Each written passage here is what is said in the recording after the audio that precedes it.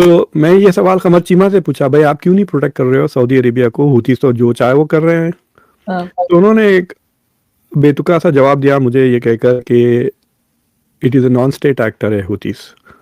तो जो Saudi Arabia और पाकिस्तान का अग्रीमेंट है दैट इज़ बिटवीन कंट्रीज़।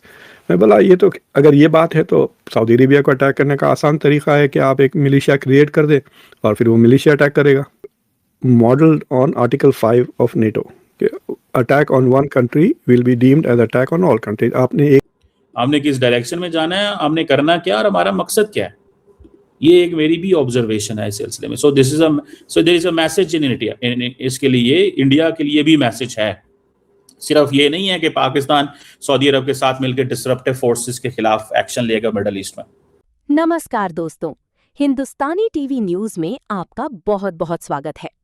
दोस्तों, जब जब पाकिस्तान में आर्थिक बदहाली आती है या कोई संकट आता है तो उनके नेता और जनरल सबसे पहले रियाद यानी सऊदी अरब का रुख करते हैं।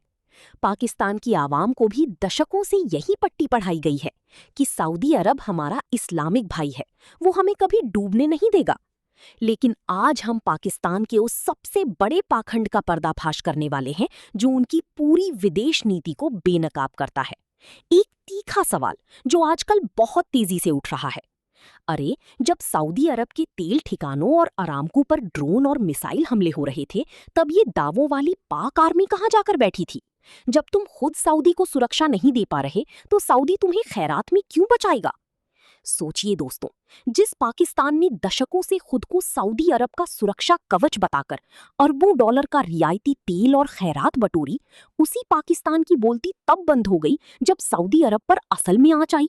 ये सब ईरान के खिलाफ नहीं कर रहे हैं, ईरान का कोई अटैक नहीं होगा, 32 कंट्रीज हम और ले आएंगे, ऐसा भी टर्की के फॉरेन मिनिस्टर की तरफ का स्टेटमेंट था। तो ये फिर किसके लिए? अगर ईरान के लिए नहीं, ईरान से बचने के लिए नहीं, तो क्यों बना रहे हैं? देखिए, there are two things we are talking about. आप वो बड़ा वाला छोड़ दें जो ख्वाबी पुलाव है, क्योंकि ओआईसी है, क्या कर लिया ओआईसी? कुछ नहीं। अरब लीग है, अरब लीग तो बाकायदा it is the same agreement.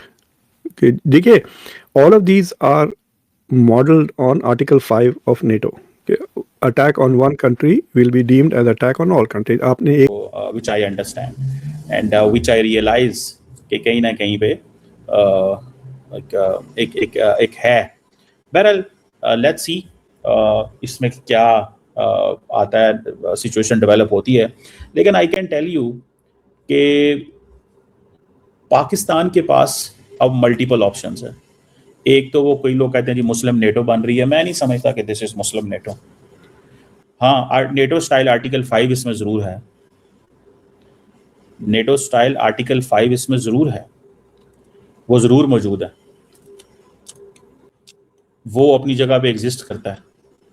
लेकिन सऊदी अरब और तुर्की के पाकिस्तान के साथ वैसे ही इस तरह के अलायंस हैं जिसकी समझ होनी चाहिए। अगर आप ये देखें कि सऊदीज जो हैं, they have resources, they have money, they have specific influence. तुर्की जो है उसके पास बड़ी फौज है और उसके पास फाइनेंशियल कंस्ट्रेंट्स हैं, बड़ी डिफेंस इंडस्ट्री है, सेल्फ सफिशिएंट है, एडवांस सिस्टम्स हैं, 5th जनरेशन कान फाइटर जेट हैं, इंडिजिनसली स्टील डोम ब्लेड मिसाइल डिफेंस प्रोजेक्ट है। जो तुर्की है वो समझता है कि सऊदी अरब और पाकिस्तान मिलकर अगर पार्टिसिपेट करें तो हम इन चीज़ों में आ सकते हैं। और पाकिस्तान का क्योंकि बहुत पुराना एक स्टैंड ऑफ है इंडिया के साथ, तो उसमें ये सारे हमें हेल्प करने जा रहे हैं। सो एक इंस्टीट्यूशनलाइज्ड फ्रेमवर्क होगा, defence industry collaboration, intelligence sharing, और जो डिफेंस इंडस्ट्री कोऑपरेशन है वो जारी बात है वो आपको नज़र आएगा आइंदा आने वाले कुछ अरसे में। या पाकिस्तान पे वो जैसे कहते हैं ना, जब मर्जी हमला कर दे और कहे कि जनाब हाँ हम हमला कर सकते हैं, हमें कौन रोक सकता है और हम ये कर देंगे, हम पाकिस्तान को पनिश करना चाहते हैं। आगे से पाकिस्तान ने तो पहले ही सोचा हुआ है कि हमने किस डायरेक्शन में जाना है और हमने करना क्या है और हमारा मकसद क्या है। हमने किस डायरेक्शन में जाना है, हमने करना क्या और हमारा मकसद क्या है, ये एक मेरी भी ऑब्जर्वेशन है इस सिलसिले में। So there is a message in India, इसके लिए इंडिया के लिए भी मैसेज है।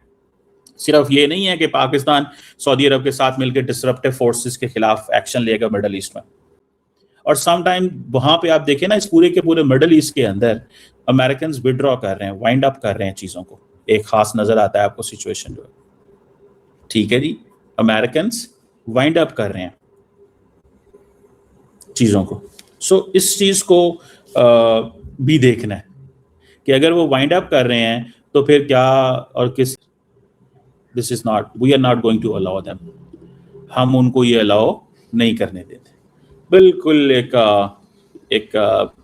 डिफरेंट फ्रेमवर्क में हम ये उनको बताने जा रहे हैं कि हम ये नहीं करने देंगे आपको, और शायद उनको इस चीज का पता चल चुका हुआ कि हाँ जी, अगर ये हमें इस तरह रोकना चाहते हैं तो दे रियलाइज दिस वेरी क्लियरली कि आपको पता है बहुत सारे लोग जो हैं वो ये समझते हैं कि यार Muslim, it was against another Muslim country and against another Arab country, समझे ना आप, तो वो बात है। तो अब ये व्हाई डू वी एक्सपेक्ट कि ये उससे ज़्यादा मजबूत होगा, ये मुझे समझ में नहीं आ रही, क्योंकि ये अग्रीमेंट साइन होने के 10-11 घंटे बाद ही हूतीज़ ने सऊदी अरेबिया पे हमला किया, बॉर्डर पे कई लोगों को ज़ख्मी किया, उनका एक रिफाइनरी पर अटैक किया। तो हूतीज़ का मुसलसल अटैक हो रहे हैं ना। तो मैं ये सवाल कमर चीमा से पूछा, भाई आप क्यों नहीं प्रोटेक्ट कर रहे हो सऊदी अरेबिया को, हूतीज़ तो जो चाहे वो कर रहे हैं। तो उन्होंने एक बेतुका सा जवाब दिया मुझे ये कहकर कि it is a non state actor है हूतीज़, तो जो सऊदी अरेबिया और पाकिस्तान का अग्रीमेंट है दैट इज़ बिटवीन कंट्रीज़। मैं बोला ये तो अगर ये बात है तो सऊदी अरेबिया को अटैक करने का आसान तरीका है कि आप एक मिलिशिया क्रिएट कर दे और फिर वो मिलिशिया अटैक करेगा। अगर इराक को सऊदी अरेबिया पे हमला करना है and not fight with Pakistan, then all they have to do is create a militia, that militia Badr militia कहकर वो अटैक कर देगा सऊदी अरेबिया पे। ये कोई बात हुई? doesn't make sense। so security is security, किसी से भी आए डेंजर, या तो कोई मुल्क आए या कोई नॉन स्टेट एक्टर हो या स्पेस से एलियंस आओ, तो क्या स्पेस से एलियंस आए तो क्या पाकिस्तान नहीं लड़ेगा इनके लिए? So that is the question कि हाउ सीरियस ये कमिटमेंट्स है। देखिए ये मुल्क अपने माहदे पब्लिक नहीं करते, जैसा कि अगर आप गूगल करें नेटो आर्टिकल 5 आपको दिख जाएगा क्या है, we know what it is, but इनका क्या है, स्टेटमेंट कुछ भी नहीं है। We don't know what else is there in this agreement, which is very frustrating also to some extent. But देखिए जो डिटरेंस होता है ना आरजू, जंग कोई नहीं लड़ना चाहता unless you are totally stupid, you don't want to fight a war. तो what you want to do is आप अपनी काबिलियत जितनी बढ़ाएं, जैसा कि आप बहुत बड़ी फौज आपके पास है, वो बड़ी फौज इसलिए नहीं है कि आप लड़ना चाह रहे हैं, इसलिए कि अगर आप मुझे हमला करो तो मैं तुम्हारे हाथा पैर तोड़ दूंगा, तबाह कर दूंगा। तो कोई आपको हमला ही नहीं करेगा अगर आपके पास बड़ी फौज है, so you live in peace. तो उसको डिटरेंस कहते हैं, इनकेपेबिलिटी डिटरेंस। लेकिन अगर आप अलायंसेस भी बनाते हैं, सो फॉर एग्जांपल चाइना सिर्फ और सिर्फ इसलिए ताइवान पे हमला नहीं कर रहा है क्योंकि उसको डर है कि अगर वो ताइवान पे हमला करेगा तो अमेरिका से भी लड़ना पड़ेगा। तो जो ताइवान पॉलिसी है अमेरिका की, it is acting as a deterrence against China. तो ये जो मेका अकॉर्ड है, will it act as a deterrence?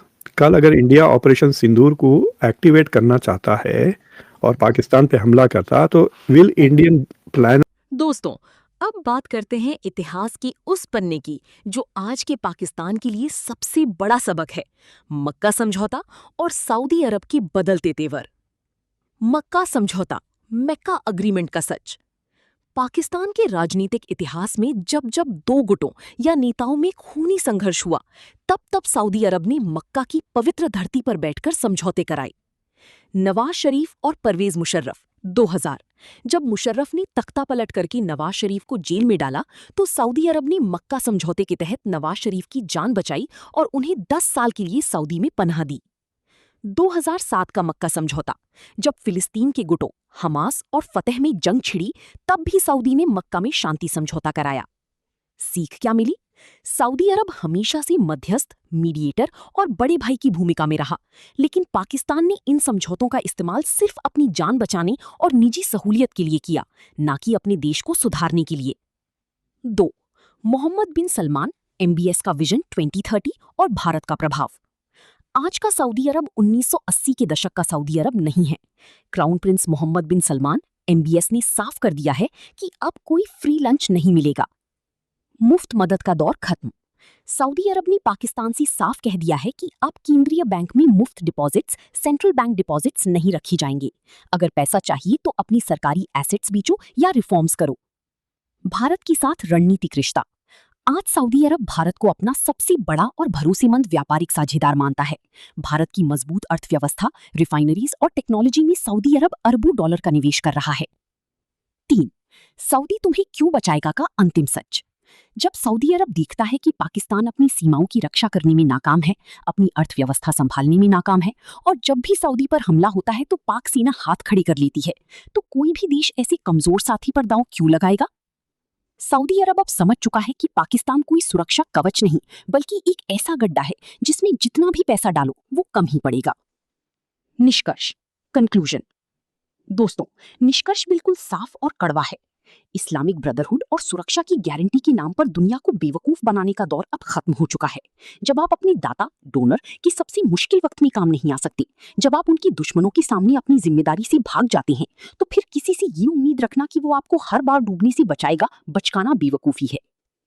Bharat आज अपनी आत्मनिर्भरता, मजबूत अर्थव्यवस्था और make in India defence powers की दम पर दुनिया में सम्मान पा रहा है, जबकि पाकिस्तान आज भी इस मुगालते में जी रहा है कि कोई और आकर उसका बिल भरेगा। दोस्तों, सऊदी पाक संबंधों की इस कड़वी हकीकत पर आपकी क्या राय है? क्या सऊदी अरब को पाकिस्तान को मदद देना बंद कर देना चाहिए? कमेंट बॉक्स में अपनी राय जरूर लिखें। वीडियो को लाइक करें, शेयर करें और चैनल को तुरंत सब्सक्राइब करें। जय हिंद, जय भारत।